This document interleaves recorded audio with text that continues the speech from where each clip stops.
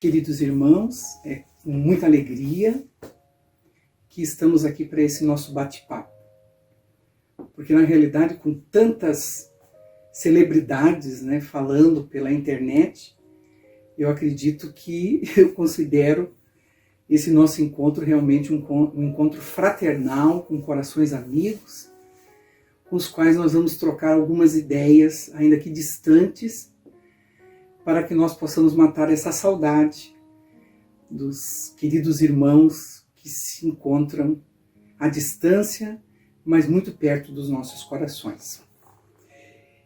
E temos relido muitas vezes a obra No Rumo do Mundo de Regeneração do nosso companheiro Divaldo Pereira Franco e do nosso querido amigo espiritual Filomeno de Miranda, porque nos traz muitas ideias importantes nesse momento em que precisamos de muitas reflexões para superarmos esse momento da pandemia, reflexionarmos principalmente a respeito da imortalidade da alma, esse tema tão caro para tantos corações enlutados, espalhados pelo nosso país e pelo nosso planeta. Para que possamos manter a tranquilidade, a serenidade e acreditarmos que as dificuldades pelas quais passamos nesse instante, na realidade não são exemplos de uma punição divina, mas a oportunidade de uma lição a ser superada por aqueles que enfrentam as dificuldades da existência com essa visão otimista, com essa visão da espera desse mundo de regeneração em que nós devemos contribuir com a nossa autotransformação. E esse livro de Divaldo Filomeno, no seu capítulo 13, nos fala sobre a nossa mente. E essa mente tão rica, que representa na realidade a nossa própria individualidade, essa individualidade que peregrina através de diversas reencarnações, nos diz então, esse companheiro, que a vida humana, nas palavras de Eurípides Bassanufo, esse espírito grandioso que capitaneia essa transformação planetária, está à frente desses trabalhos maravilhosos, nos dando, com certeza, através do seu exemplo de amor, de trabalho, de perseverança, nesse valor basilar da doutrina espírita, que é o serviço ao próximo, porque a cepa, essa cepa que foi desenhada pelos espíritos de luz, pelo espírito de verdade, que encabeça a obra que iniciou a doutrina espírita através das mãos do nosso codificador Allan Kardec, representa o quê? O trabalho, o trabalho que todos nós devemos engendrar, devemos trazer como a força motriz da nossa evolução espiritual.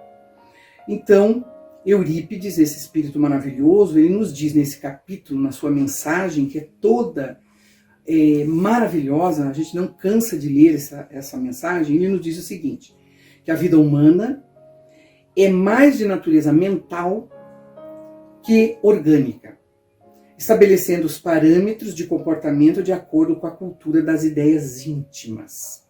Então, a nossa vida está baseada nesse centro mental que nós, então, vamos construindo através das diversas reencarnações aquilo que nós somos.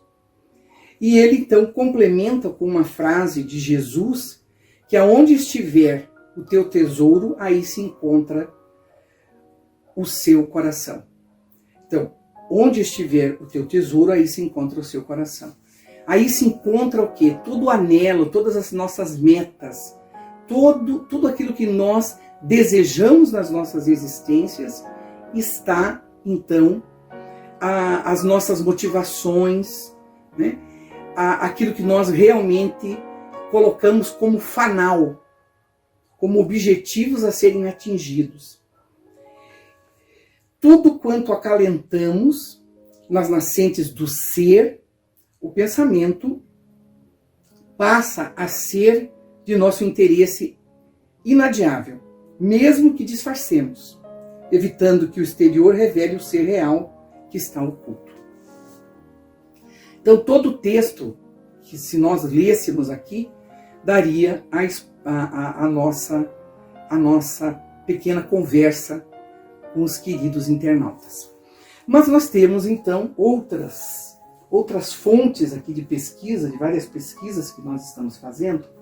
E como nós falamos do nosso querido Livro dos Espíritos, nós vamos a uma questão muito importante dele, questão 467, que nos aponta uma questão muito interessante a ser refletida.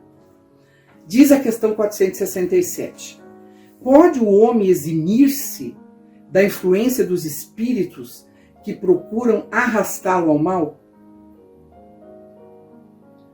E responde os espíritos superiores: pode, visto que tais espíritos só se apegam aos que, pelos seus desejos, os chamam, ou aos que, pelos seus pensamentos, os atraem. Então nós sabemos muito bem que os espíritos vivem nessa troca permanente, né, de ideias, de pensamentos, de afinidades. Nós nos comunicamos com os espíritos permanentemente através, então, das nossas afinidades. Então, só que os nossos desejos atraem os espíritos. Então, se os nossos desejos forem desejos subalternos, forem desejos inferiores, os espíritos virão com certeza, né? Virão e se ligarão a nós por esses desejos mais baixos, né? E se nós tivermos valores mais elevados, aí sim também esses espíritos estarão ligados a nós por esses pensamentos mais elevados. Mas o que me chamou a atenção, estudando algumas questões a respeito dessa questão da motivação, dos desejos, da vontade, etc., é que os estudiosos da mente, né, eles nos dizem o seguinte, que nós somos regidos muito mais pela antecipação, né, da recompensa daquilo que desejamos, do que efetivamente pela concretização daquilo que nós desejamos. Diz assim: é a antecipação de uma recompensa, não a sua efetivação, que nos leva a agir. Então, nós antegozamos a recompensa que esperamos. Olha que interessante. E eles dão um exemplo, por exemplo, aqui, do Natal para uma criança. Eles dizem assim: curiosamente, o sistema de recompensa ativado no nosso cérebro, quando nós recebemos uma recompensa, é o mesmo ativado ao prevê-la. Essa é uma das razões pelas quais a antecipação de uma experiência pode frequentemente parecer melhor do que a sua efetivação. Por exemplo, então, dá o exemplo do Natal. Quando uma criança pensa na manhã de Natal, pode ser melhor do que abrir os presentes. E a gente lembra, né, disso realmente. A gente pensa, né, nos nossos natais, e a gente ficava naquela expectativa, né, das manhãs de Natal. Naquela manhã que antecedia, muitas vezes, a abertura dos nossos presentes, etc. e a gente ficava naquela expectativa de abrir, e aquele desejo da recompensa de abrir os presentes, que a gente ficava imaginando o que os nossos... Ou quando a gente acreditava, né, na figura do Papai Noel, né, ou quando a gente esperava os presentes que os nossos pais, né, os nossos avós, alguém, madrinha, assim por diante, haviam comprado para nos dar. Outra coisa, por exemplo, os adultos sonhar acordado com as próprias férias. Às vezes a gente sonha, né? A gente tem uma expectativa tal com as férias, né, em ir para determinado local, que aquela expectativa muitas vezes é até maior do que quando a gente está nas férias. Porque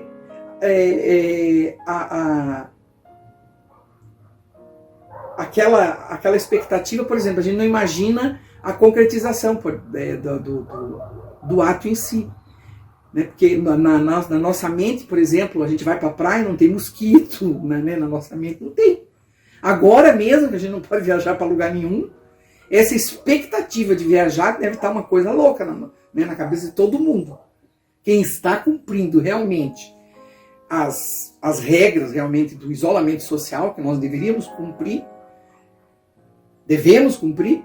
então nós estamos assim sonhando loucamente para pegar qualquer estradinha, para qualquer lugar, né? Qualquer praiazinha aí vai se tornar, e a gente nem recorda, por exemplo, do calor escaldante, né? Se o ar-condicionado quebrar, se os mosquitos são insuportáveis, né? Se a nossa pressão subir e assim por diante. A gente não vai recordar disso, a gente só vai recordar das coisas que são extremamente agradáveis, né? Porque a gente não vai lembrar de nada negativo. Mas o interessante dessa questão aqui, que nós estamos falando, é a diferença que os cientistas fizeram entre o querer e o gostar. É muito interessante isso. E a gente tem que ler, vocês me desculpem, porque as colocações feitas por aqueles que estudam a mente é uma coisa impressionante para que a gente possa realmente poder discutir algumas coisas que valham a pena para nós espíritas e possamos aplicar então, por exemplo, na questão dos valores, nas questões dos vícios, para que a gente possa reflexionar no âmbito doutrinário. Seu cérebro, então, o nosso cérebro, tem muito mais circuitos neurais alocados, né? Eles são muito mais, em maior quantidade, para querer recompensas do que para gostar delas. Então veja que coisa interessante. Então, por exemplo, a pessoa viciada, por exemplo, né? A pessoa que tem determinados... Eu fico pensando, sempre que eu passo pelas estradas do nosso país, eu lembro quando eu ia que eu tenho uma casa em Santa Catarina, um local para veranear em Santa Catarina, e tinha na BR ali uma garrafa de cachaça, né? E eu passava por aquilo, mas aquilo não me causava nenhuma impressão, nada. Eu passava, mas eu sempre orava quando eu passava por aquela garrafa de cachaça, porque eu sei, por exemplo, que a pessoa que tem o vício,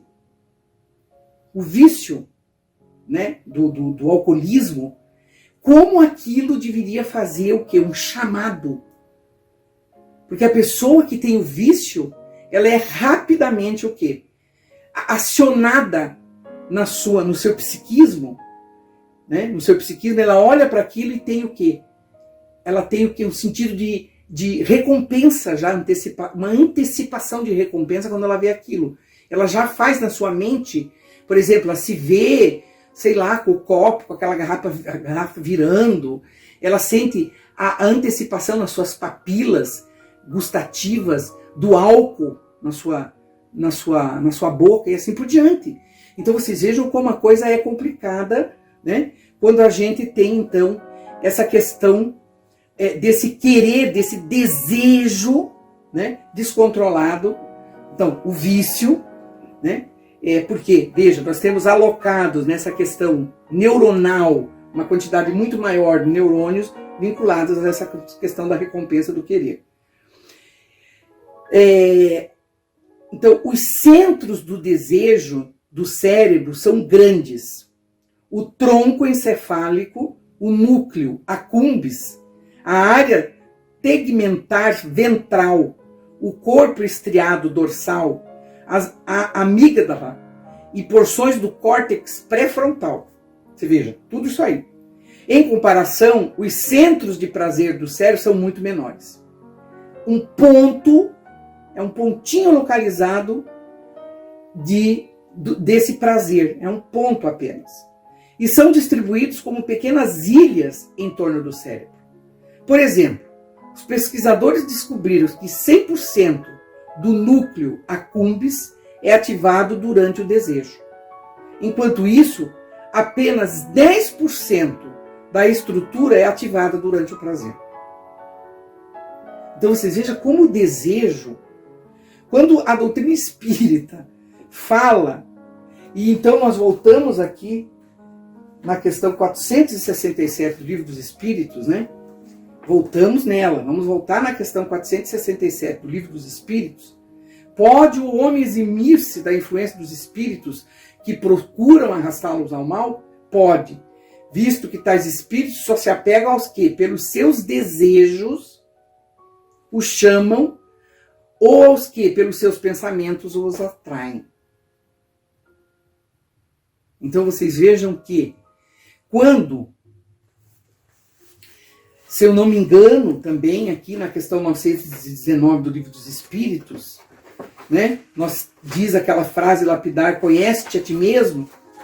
Então, como é importante que nós procuremos nos conhecer, que nós façamos esse processo. Qual o meio prático mais eficaz que tem o homem de se melhorar nesta vida e de resistir à atração do mal? Um sábio da antiguidade vô-lo disse, conhece-te a ti mesmo. Então, é uma coisa muito importante essa questão, né, que os pesquisadores espíritas, e a gente vê, por exemplo, nessa obra antiga que eu tenho aqui na minha biblioteca, e eu acabei também pegando para estudar, que é Espiritismo e Reforma Íntima, muito gostosa de ler, e a gente diz o seguinte, né, aqui o autor, é mister, diz o autor, aceitar as situações e as responsabilidades sem revolta. Então, quando nós falamos da existência, dos problemas, das situações difíceis da vida, nós sempre ficamos preocupados em achar responsáveis. E nunca os responsáveis pelos problemas somos nós mesmos. Então, vem aqui o Rino Curti e nos diz o seguinte, que nós precisamos aceitar as situações. Nós temos escutado muito no próprio meio espírita, né, a necessidade de achar nesse momento os responsáveis pela pandemia. Os responsáveis pela pandemia somos nós, criaturas humanas, que não aproveitamos a lei de amor para fazermos as alterações necessárias para chegarmos no mundo de regeneração. E agora estamos tendo a necessidade de passarmos pela pandemia para chegarmos a esse mundo de regeneração. E passaremos pela pandemia, como a humanidade já passou por outras dificuldades, aceitando as responsabilidades sem revolta. Saber tornarmos-nos de autoridade para que com quem nos segue, porque orientar é caridade. Saber tomarmos-nos de respeito e acatamento para quem nos precede, porque aprender é uma necessidade, progredir é uma imposição da vida. Saber distinguir o lugar que nos compete e equilibrarmos-nos nele, embora todos, menores e maiores, tenhamos diante de nós o infinito, porque é para lá que nós estamos caminhando, para esse infinito da nossa própria evolução. Então, ele vai colocando aqui somos lavador, sejamos lavrador perfeitos. Então ele vai colocando aqui que a nossa busca é essa perfeição moral. O vício para não cairmos, o egoísmo para não sofrermos as consequências do isolamento. Nós temos que vencer esse egoísmo. O vício para não cairmos no desequilíbrio. A agressividade para não sermos vítimas da violência. O ciúme para não sermos presa do desespero. A indisciplina para não sermos atingidos pela desordem. A preguiça para não provocarmos o aguilhoar das dores que nos obriguem ao progresso. É isso que está acontecendo agora. Né? Nós tivemos um pouquinho de preguiça na vivência do Evangelho de Jesus, que já está aqui há mais de 2000 anos. A inverdade, para não nos envolvermos nas malhas do desengano. A inveja, para não sentirmos as consequências do desrespeito. A leviandade, para não mergulharmos na insensatez. A indiferença, para não nos tornarmos presa do desânimo. E ao mesmo tempo, cultivar. O que nós temos que cultivar nesse momento? O momento que nós estamos vivendo agora nos pede determinados comportamentos. Por quê? Se nós precisamos aprender, nós temos que aprender, né, a querer. O que nós precisamos aprender a querer? Nós estamos num processo de evolução, nós temos que controlar como está num livro pequeno que há muito tempo eu já fiz várias palestras nas casas espíritas com essa obra pequeníssima aqui, ó, do Eliseu Rigonati, que fala sobre o controle dos desejos. É muito interessante. Controle do pensamento e análise dos nossos desejos, que faz parte do conhece-te a ti mesmo. Porque senão, os nossos desejos, especialmente os desejos, por exemplo, descontrolados, do querer, por exemplo, se a gente for analisar, numa sociedade hoje consumista, em que as pessoas querem tudo. As pessoas querem, por exemplo, a gente vê pessoas de baixa renda, baixíssima renda, que não têm condições, mas querem o celular Y. E compram. E ficam endividadas, como a gente tem visto hoje pela televisão, aquelas pessoas pagando lá o celular, né? Aquele celular em suaves prestações de não sei quantas parcelas. E nós também vemos aquelas pessoas com um vazio existencial tremendo dentro das suas almas, porque também podem comprar tudo que a vida oferece, porque sobra dentro das suas contas bancárias.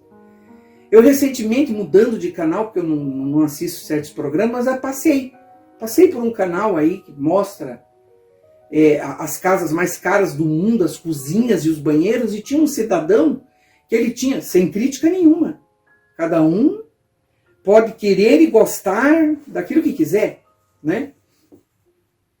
Então, esse cidadão, ele tinha o banheiro todo feito de ouro.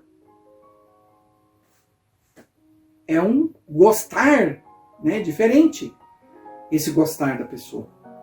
É um gostar. Ele tinha o banheiro todo de ouro. Ele disse que tinha um prazer enorme no final do dia de tomar banho naquele banheiro. Eu teria uma infelicidade enorme, sabendo hoje que tem... Eu estou desconfiado um pouco dessa estatística da ONU, que tem 830 milhões de pessoas passando fome no mundo. Eu acho que tem muito mais com essa pandemia que nós estamos aí, né? Mas tudo bem. Então, tá aqui, já vamos falar dos controles dos desejos. O fato de o cérebro alocar tanto espaço precioso para as regiões responsáveis pela vontade e desejo fornece mais uma evidência do papel crucial que esses processos desempenham, então, na nossa existência. O desejo é o mecanismo que impulsiona o comportamento. Vocês estão vendo? Para a gente refletir. Toda ação tomada por causa da antecipação que precede o desejo, que leva a essa resposta. Essas ideias revelam a importância, então, de nós refletirmos a esse respeito. É interessante a gente ver que foi feito aqui Deixa eu ver onde é que está a pesquisa com esse tal dos ratos. Os cientistas conseguiram identificar o momento exato em que o desejo ocorreu, medindo o neurotransmissor chamado dopamina. Então a dopamina é que é responsável por essa sensação. Ele ganhou importância em 1954, quando neurocientistas James Oldens e Peter Milner fizeram o experimento que revelou os processos neurológicos por trás da vontade e do desejo. Ao implantar eletrodos nos cérebros de ratos, os pesquisadores bloquearam a liberação da dopamina. Bloquearam. Quer dizer que os ratos não tinham, né, a sensação. Para a supressão dos cientistas, os ratos perderam toda a vontade de viver. Perderam a vontade de viver. Eles não comiam, não acasalavam, não desejavam nada. Então vocês vejam que nós temos que ter. A dopamina é uma coisa importantíssima. Se você não tem a dopamina, você fica com depressão, você fica com vários problemas de saúde. Dentro de alguns dias morreram de sede.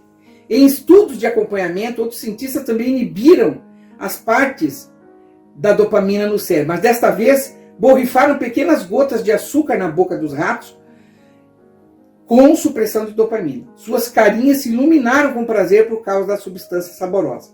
Mesmo com a dopamina bloqueada, eles gostaram do açúcar. Gostaram do açúcar, como antes. Eles simplesmente não o desejavam mais. A capacidade de sentir prazer permaneceu, mas sem a dopamina. O desejo morreu. Eles não desejavam, mas gostavam. E, sem desejo, a ação foi interrompida. Quando outros pesquisadores reverteram esse processo e inundaram o sistema de recompensa do cérebro com dopamina, os animais praticavam os hábitos a uma velocidade vertiginosa. Em um estudo com camundongos, receberam uma poderosa dose de dopamina toda vez que enfiavam o nariz em uma caixa. Em poucos minutos, os ratos desenvolveram um desejo tão forte que começaram a enfiar o nariz na caixa 800 vezes por hora. Então vocês vejam, né, que os hábitos são um ciclo de feedback acionado pela dopamina. Todo comportamento altamente formador de hábito, consumir drogas, comer comida rápida em fast food, jogar videogames, navegar nas mídias sociais, está associado a níveis mais altos de dopamina. O mesmo pode ser dito dos nossos comportamentos habituais mais básicos, como comer, beber, fazer sexo e interagir socialmente. Então vocês vejam que durante anos os cientistas assumiram que a dopamina estava relacionada apenas ao prazer, mas agora sabemos que ela desempenha um papel central em muitos processos neurológicos, incluindo motivação, aprendizado e memória, punição e aversão e movimentos voluntários. Então, nós temos que refletir a respeito disso para a gente saber a importância desse controle, então, dos nossos desejos, sabendo que se nós não soubermos controlar esses desejos com valores superiores, aí é que vem a questão desse conhece-te a ti mesmo, que a doutrina espírita nos propõe, quando os valores superiores vão então comandar esses sentimentos e esses desejos para que nós possamos colocar essa diretriz que a doutrina espírita nos propõe desde que nós nascemos, os valores de sermos espíritos imortais, de ocuparmos um corpo físico que nos foi destinado por Deus, para que eduquemos esse espírito com esses valores que transcendem a vida de uma única existência, uma única existência, porque a vida o quê? A vida é única. Então, com essa visão transcendente, nós vamos deixar determinados quereres,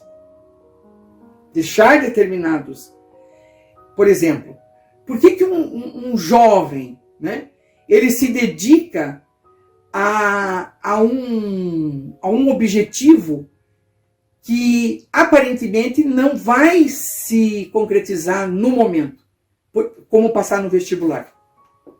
Ele abdica de muitas coisas, muitos jovens, inclusive estudando, colocando em prática um valor que é muito importante por nós espíritas, que é o valor da disciplina. Porque ele sabe que o valor da disciplina nesse momento é importante. Porque se ele não viver o valor da disciplina, aquele querer dele, que ele vai associar ao gostar de uma profissão que ele vai querer concretizar no futuro apenas, porque o vestibular é um meio para que ele possa atingir um fim, uma meta que vai se concretizar no futuro, a médio e a longo prazo. Então é muito importante que a gente reflita a respeito disso. E esse valor, então, é um valor de médio a longo prazo. E esse jovem que não tem muita maturidade muitas vezes, ele consegue, com certeza, entrar nesse processo porque ele tem um objetivo. Então, no fundo de todo pensamento há um desejo, diz Eliseu Rigonati. Não pensamos no que não desejamos. E basta desejarmos uma coisa, qualquer que seja, para que imediatamente se gere uma série de pensamentos em torno do objeto desejado. E tudo isso precisa o quê? De um controle do pensamento. É por isso que nós temos que refletir a respeito dos nossos pensamentos. Nós temos que analisar os desejos que temos, né? Se nós vamos prejudicar os nossos semelhantes com esses pensamentos. Se estaremos prejudicando o progresso espiritual de alguém com esses pensamentos. Se esse nosso pensamento estará de conformidade com a lei, não fazer aos outros o que não desejo para mim, que é a regra de ouro. Então, feita essa análise preliminar, estaremos em condições de guiar nossos pensamentos, uma vez que tenhamos a coragem de abandonar os desejos insensatos. Então, tudo isso são questões que a gente vê o quê? Na análise dos desejos. E a classificação dos pensamentos. A classificação dos pensamentos, nós podíamos pensar, segundo Eliseu Rigonati, nos pensamentos glorificados, os pensamentos racionais e os pensamentos inferiores. Só que nós não temos tempo hábil, né, de analisar todas essas ideias, que infelizmente são ideias muito interessantes, mas o nosso tempo é exíguo, né? 45 minutos de palestra é impossível. E nesse momento que nós estamos vivendo agora, nesse instante, então o que nós precisamos cultivar como valores importantíssimos que farão a diferença no nosso processo de evolução espiritual? Porque nós estamos falando num processo de evolução espiritual, nós não estamos falando que a nossa evolução espiritual vai acontecer instantaneamente, veja, né? Nós somos espíritos num processo de autoeducação. Então, a colaboração onde quer que nós estejamos. Nós estamos vivendo um processo de pandemia em que a sociedade vive numa onda constante, em que a pandemia até agora já matou mais de 430 mil pessoas, porque nós não temos a coragem de, como cidadãos, contribuirmos com o isolamento social, com o uso de máscaras, com o mínimo de atitudes que faça com que a sociedade se conscientize deste momento de dificuldades sociais. Além da colaboração nesse sentido, com a caridade, com a fraternidade em relação aos nossos semelhantes, né? Que está atrelado à lei de justiça, de amor e caridade que está no Livro dos Espíritos, que fala sobre a perfeição moral. Então, e o sentimento de fraternidade, está tudo aqui. Porque naquilo que exige de nós, exortava Jesus, sede perfeitos como vosso Pai é perfeito. Então, nós estamos buscando essa perfeição relativa. E essa perfeição relativa exige de nós essa reflexão, essa necessidade, nesse instante em que a Terra está num processo realmente de renovação, que nós façamos essa viagem interior de renovação, através da prece, do pensamento otimista, para que nós possamos nos reencontrar com a figura grandiosa do nosso Mestre Jesus. E pensemos e agradeçamos a Jesus com muita gratidão por estarmos nesse momento da transição, por podermos contribuir, porque não estaríamos aqui se não tivéssemos necessidade. Não receberíamos esta lição neste momento, estando do planeta, se nós não tivéssemos condições de contribuir. Então lembramos de uma prece maravilhosa do nosso querido Emmanuel, através das mãos de Chico Xavier, para que nós, através da sua doçura, porque Chico era muito doce, era muito fraternal com todos nós, e com certeza ele continua nos amparando da espiritualidade, que nós possamos então refletir a respeito dos nossos desejos, do nosso gostar ou não gostar, que nós possamos sempre fazer uma avaliação pessoal e façamos, através da nossa disciplina interior, mesmo aquilo que nós não gostamos, mas que esteja de acordo com a lei de amor. Ainda que nós não gostemos, mas esteja consoante as leis de Deus, que nós possamos aprender a gostar. E que os nossos desejos, todos os nossos desejos subalternos, que os nossos desejos mais pequeninos sejam substituídos pelos desejos mais sublimados, mais engrandecidos pelos serviços prestados à grande causa, que é a causa da implantação do amor no nosso planeta. Senhor Jesus, agradeço-te o amparo de todos os dias. Eis-nos aqui, de espíritos ainda em súplica, no campo em que nos situastes. Ensina-nos a procurar na vida eterna a beleza e o ensino da temporária vida humana. Apesar de amadurecidos pelo conhecimento, muitas vezes somos crianças pelo coração. Ágeis no raciocínio, somos tardios nos sentimentos. Em muitas ocasiões, dirigimos-nos à tua infinita bondade sem saber o que desejamos. Não nos deixes assim em nossas próprias fraquezas. Nos dias de sombra, sê nossa luz. Nas horas de incerteza, sê nosso apoio e segurança. Mestre divino, guia-nos o passo na senda reta. Dá-nos consciência da responsabilidade com que nos enriqueces o destino. Auxilia-nos para que o suor do trabalho nos alimente o lume da fé. Não admitas que o verme do desalento nos corroa o ideal e ajuda-nos para que a ventania da perturbação não nos inutilize a sementeira. Educa-nos para que possamos converter os detritos do temporal em adubo que nos favoreça a tarefa. Ao redor da leira que nos confiaste, rondam aves de rapina, tentando instalar-nos desânimo e discórdia.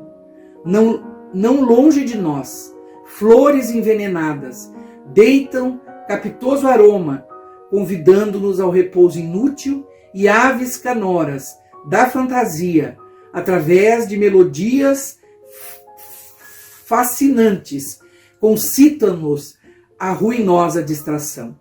Fortalece-nos a vigilância para que não venhamos a cair. Dá-nos coragem para vencer a hesitação e o erro, a sombra e a tentação que nascem de nós. Faze-nos compreender os tesouros do tempo, a fim de que possamos multiplicar os créditos de conhecimento e de amor que nos emprestastes. Divino amigo, sustenta-nos as mãos no arado de nossos compromissos, na verdade e no bem, e não permitas, em tua misericórdia, que os nossos olhos se voltem para trás. Que a tua vontade, Senhor, seja a nossa vontade, agora e para sempre, assim seja.